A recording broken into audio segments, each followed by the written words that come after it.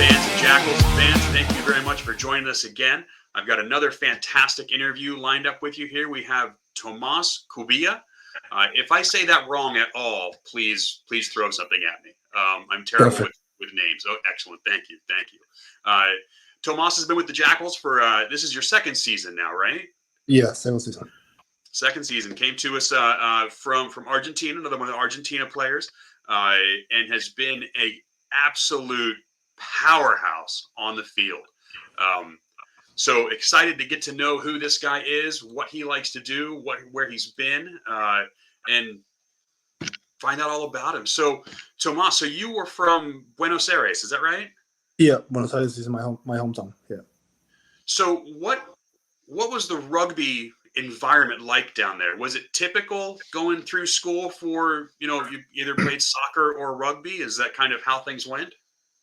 Yeah, since I was a kid, I really liked a lot playing soccer more than rugby, to be honest. Okay. But that was when I was like maybe 7, 8, 9 years old. Then I started playing rugby more or less when I was 10. Wow. That is when I get into my home club. It's called Alumni. Okay. So I started at 10, and after that, the balance started to go more for rugby than for soccer, and that's how I'm now here. That's fantastic. So from 10 up through last year, was it only playing down in Buenos Aires, or were there travels? Were there other countries or other kind of, where'd you play and where'd you learn? Yeah, professionally, I played in Buenos Aires in the Jaguares 15. Okay. The team, now it's called Pampas, but the last few years have been called Jaguares 15, with many of the guys here, with Tincho, with Jero Mesvara, Tommy Malanos also was there. Wait, so you guys all played together down there before you came up here to Dallas? Exactly. Yeah. That's we knew each excellent. other. That's so cool. Yeah. So I played there, and that was since I was 20 to 25, maybe. 24, 2 years ago. And after I finished my professional career in the Argentinian Union, I decided to try another thing. I was a little bit tired of every year the same, so I decided to try new things, and there was where Dallas Jackals appeared. Wow. So now you mentioned your career, and I read something interesting, and this is one of the things I love talking to you guys about. You went to university down there. You have a degree in, is it economics? Yeah, economics. This is so cool to me, and I mentioned this before to a couple of other players. What I know of going to university and going to school up here, when guys get into, and up here it's kind of like football up here, I guess, is what it would be close to, like the soccer or rugby down in Argentina. So like when guys get into the university here to play football, they generally pick the easiest degree they can get so they can get their grades and go play. And it's usually business. So everybody playing football at a college here in the States has a business degree because it's the easiest thing to get. You guys have degrees in, like, you got economics. I talked to Beckerman last night. He's got industrial engineering. Jarek has a degree in physics. I mean, like, it's incredible, the brain power that you guys have. I think it's so cool. So let me ask you, so when you were going to school, was there an alternate path that you were looking at of, hey, if this rugby thing doesn't pan out, I want to go into economics, into being a financial advisor or something like that?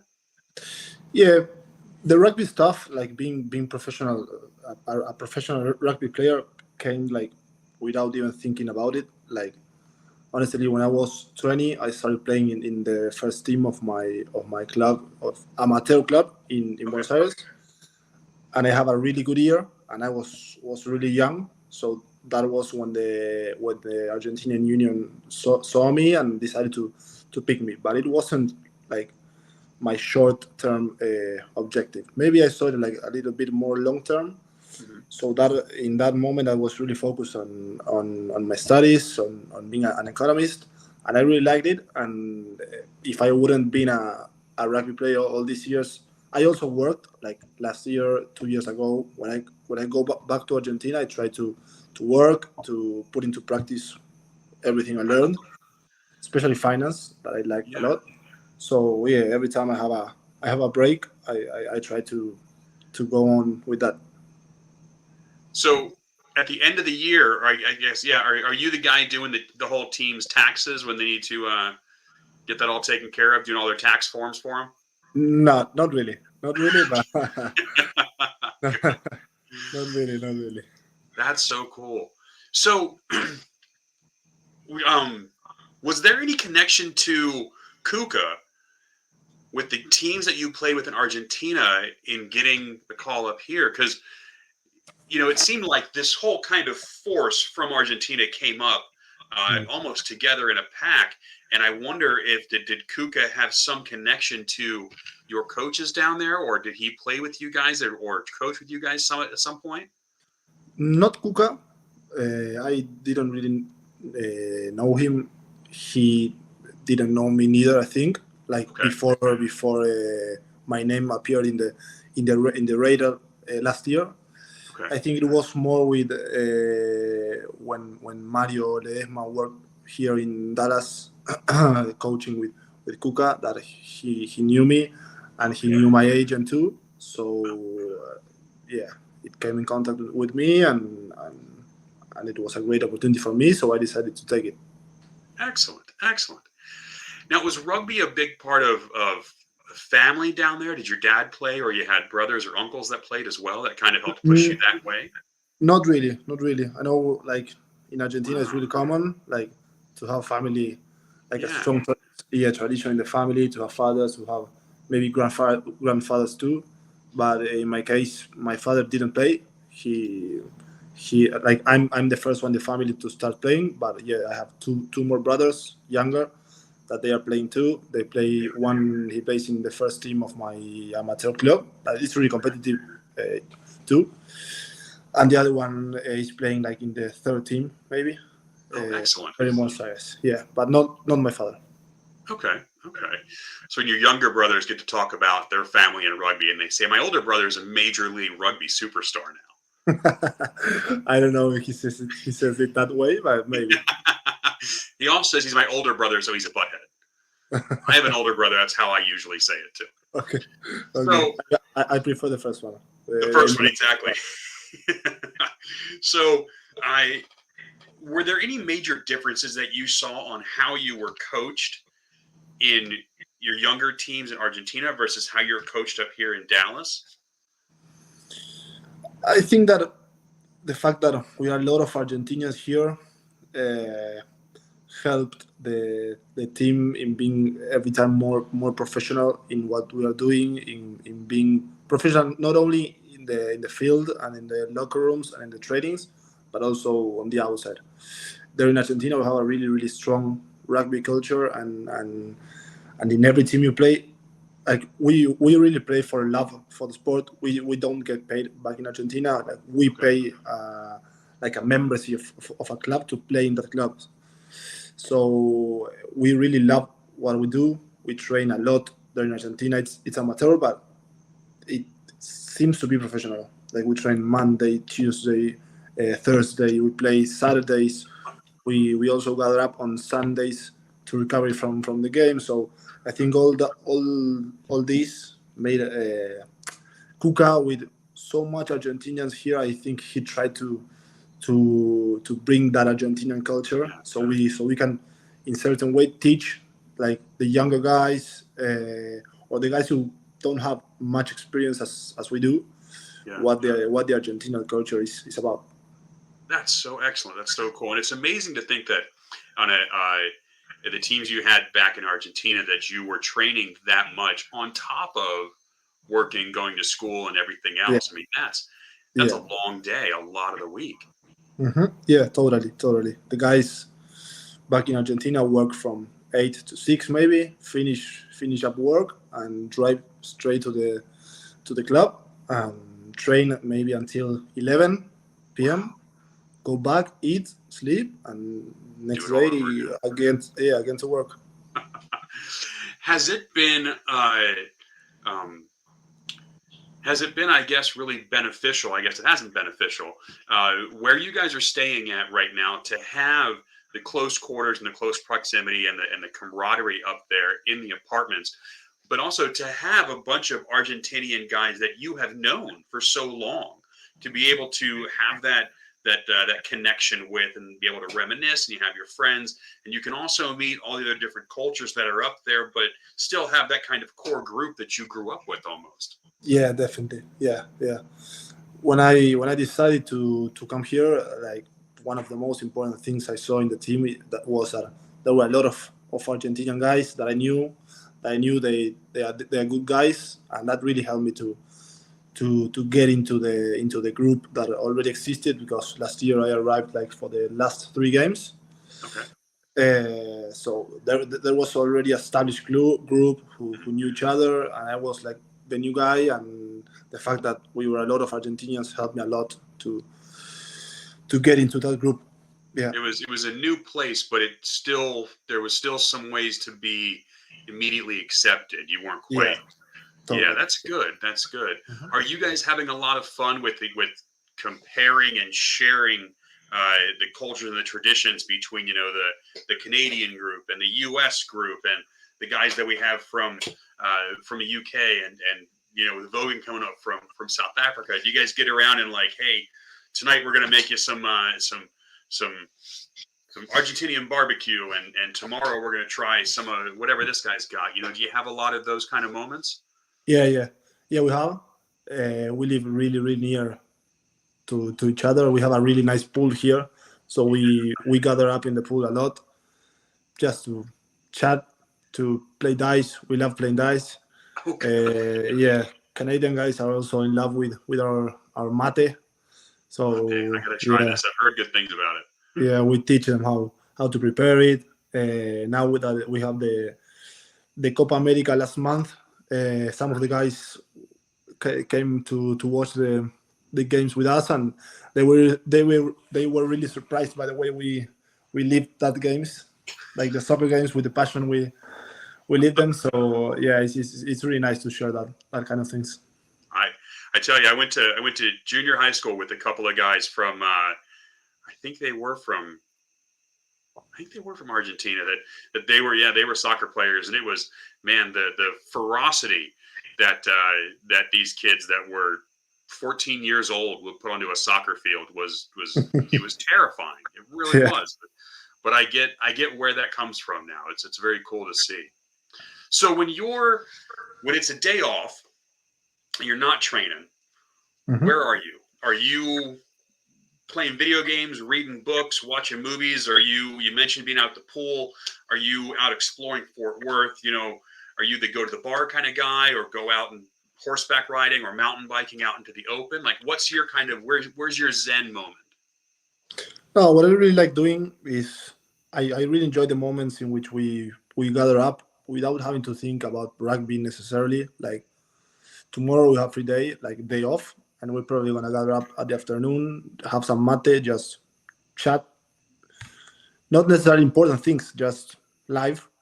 Yeah, I really like those moments here in my house in Buenos Aires. I really enjoy it in Buenos Aires, especially with my family. I really like those moments.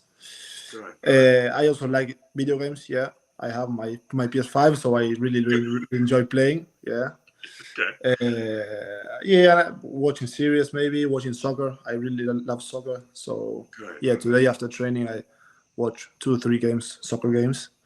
You watched So some of the Olympics going on, some of the games today? yeah, we had a Argentinian game, the seventh Argentinian game. We watched it all together after training at the Excellent, stadium. Yeah, so it was nice. They won. It was, excellent, excellent. yeah. Congratulations. Thank you, thank you. So, are there any things that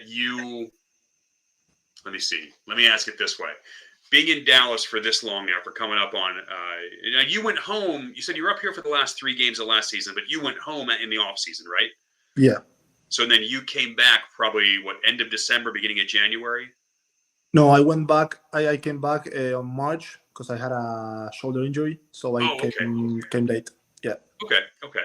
So, uh, what kinds of things have you found in the area that you really enjoy? Have you got your favorite barbecue restaurant out there now, or have you found your favorite fast food place, or what kind of Yeah, exploring have you done outside of the apartments?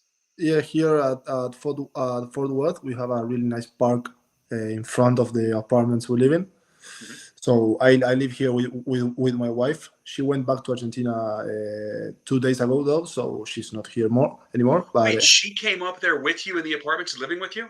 yeah, yeah, Oh, yeah, she, that's so awesome. yeah, she did. Okay, Yeah, that's excellent. I didn't realize that's fantastic. yeah. So we really enjoyed going to the park.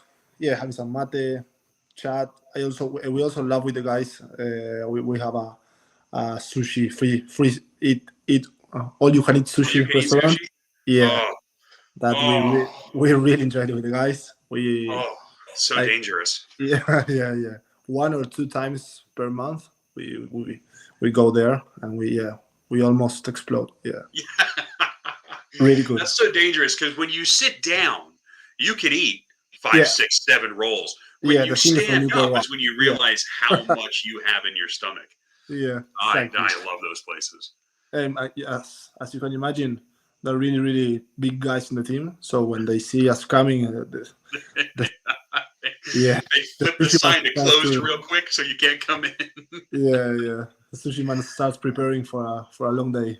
I can't imagine. I think it'd be fun to sit in the corner and watch a bunch of you guys at an all you can eat restaurant just Oh, it's destroy it. crazy. Yeah, it's crazy. We have some pictures of the table when the orders arrive, and Just a it's stack just of plates next to you. That yeah, a lot of food. Yeah, that's excellent.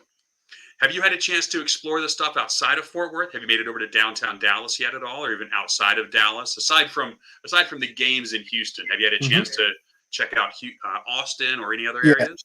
yeah. I was in Austin when we had a bye week. I Good. think it was one of the last bye week we had.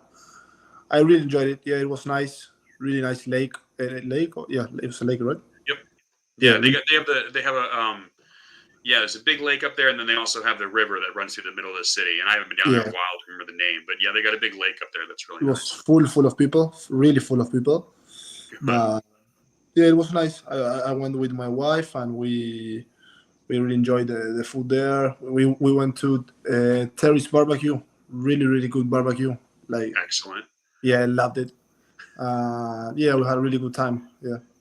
Okay. Okay. So one of the other questions I like to ask some of the guys is, if you had what is your dream team as far as rugby worldwide, that the hmm team called you out of the blue and said we have a spot for you, that you were to drop everything and go right away? And I hope it never happens, but if it does, but what team is that? Who's on the phone asking you to come join their team that makes you say, don't worry, Matt, I got to go do this. This is what I've always wanted. Nowadays, probably Leinster. Leicester. Okay. They're the ones who play the best rugby in the world. Really Wow. love Okay. watching the games. They're just awesome. Yeah. Excellent. Have you had a chance to go, or I guess, have you had a chance to go over and see some of the games live? No, no, Not yet. no, Okay. no. I Okay. wish I could, but no, not yet. Not yet. That's for No. this upcoming off season. Yeah. That's excellent. That is so cool. So one of the other things I want to ask, um, in this area, we're trying to get rugby to be a larger seen as more of a serious sport. When we have a lot of young kids that enjoy the game, that come watch the game and want to get into it, but it's kind of easy uh, to get swept under the rug almost, being a junior rugby player up in the States. What kind of good advice would you share with someone who is just starting in the rugby world, uh, kind of trying to get their feet wet in it? I think that what I can say is that 80% of my closest friends are from rugby. Like the ones who I love the most back in Buenos Aires are from rugby. My brothers, like I established a stronger relationships with them after I started playing rugby with them because it's not the same to live with your brother than to enter a field 15 against 15 to war almost with your brother.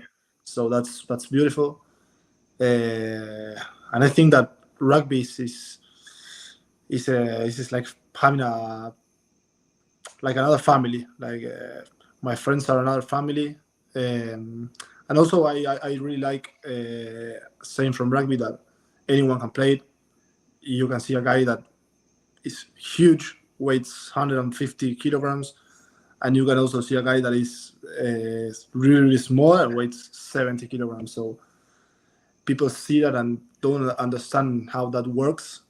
But yeah, it's really crazy, and it's really good because it's a sport that includes everyone, and I really like that. That is excellent. That is so true. It is so true. And it's always funny. One of the first bits of advice I could give my wife when we first started to go see the Jackals, and she would ask me about who's on the field and the numbers and how do things work. And I said that the best rule of thumb is the larger the number on the jersey, the smaller the guy is. Exactly. So that's a good description. I didn't think about it. Yeah. But I think it's funny. Some of the first games that I went and saw, you see these guys in the back row, and when I'm sitting up in the stands, and I think, well, I mean, yeah, compared to Zeiss, that guy's pretty small. And then you go meet that guy after the game, and he's still bigger than I am. You're like, there's some giants down there that play this game. The endurance, and I think that's one of the big things I love about this sport so much, and what sets it apart, and why I'm so in awe of the things you guys do is the endurance and the physicality for 80 minutes straight is amazing. I can't picture the things that you guys go through in training to prepare to do that nonstop. It's just incredible to me. You know, there's no timeouts. There's no huddles in between each pass or each tackle. There's no commercial breaks. You know, Yeah. It's a quick water break and then 20 minutes to recap, and then you're back out there. I mean, it's just phenomenal. Yeah. Yeah. It is. Yeah. The worst part of the year, to say it like that, is the pre-season, when you get your body ready for all these things you're saying. Then during the season, like during the week, you don't train with intensity and the physicality that you play, because if that happened, we would be all in bed all day, and we would arrive to the game in terrible shape. So just preparing your body as much as you can, and then after the game you have 1 or 2 days that you are really, really sore. But we are used to it, so we just know how to manage each one his body. You know, that is a good point. In the weeks leading up to the season, how does your, you know, when you're back at home before you're training with the team, in those few weeks leading up to it, how does your routine change to get your body back on track? We don't lose a lot the routine, because the tournament in Buenos Aires that we are gonna play now with the guys who come back, like all the Argentinian guys now probably come back to Argentina and play the tournament with their amateur team. That's right. Until your team down there the team in Argentina plays during the off season up here. Yeah, exactly. So you guys kind of go right all the year, right into but it. Yeah, we never stop. So we stop around first days of November. So after that, you get the seventh like season, to call it some way, in Buenos Aires. That is 1 or 2 weeks of sevens. Okay. And after that, you are already mid-November. You have 1 month and a half. You take two weeks of calm down. You just go to the gym. No conditioning or nothing. And then in December, you will receive plans. Like every professional team has a plan for the players. So we receive it, and it's a lot of conditioning. It's difficult to do the same contact that they do in rugby. So it's not the same. So the first contact trainings of the preseason, you really feel it. Yeah. But but then you start to get used to it again. I think one of the great things I've seen this season is the Jackals really have the administration and Kuka and Bill and John and them really have done some extra steps to bring in those extra bits of training and conditioning. And I guess the help and the recovery for some of the weeks that we've had, real short weeks in between. I think it was I can't remember where we went, but we played a game on Sunday away, and then had a home game on Friday. We had a real condense, and they brought in the cryo chamber stuff and some other massages, and there was still training, but there was a good focus on recovery. Especially on those weeks, you don't run a lot. You just put focus on recovery, on trying to get your body as ready as you can for the next game. Many weeks we had Sunday games and then Friday games. Yeah. So that weeks were really short, and you didn't get to recover 100% from one game to another. But with all these things you say, with the cryotherapy, with the massage, we have compression boots. We had a yoga teacher too. That's really good. Yeah, so all those things help us to get our body in shape. That is excellent. Well, what I want to wrap up with is any last thoughts that you have that you want to share with the fans, with the Jakl Den, with the people watching who want to get to know you. I think this was a really good year for us, for Jackals, for the Dallas community. When going to the stadium, like I really enjoyed playing here in Dallas, watching the crowd, watching hearing them singing. Like it is not near, not even close playing here than playing away. Like here, you really feel the energy of the crowd. So I really love it. And I saw this year a lot of people came to the stadium. We saw a post on the social media some weeks ago where it said something about the attendance this year, and it was a lot more than last year.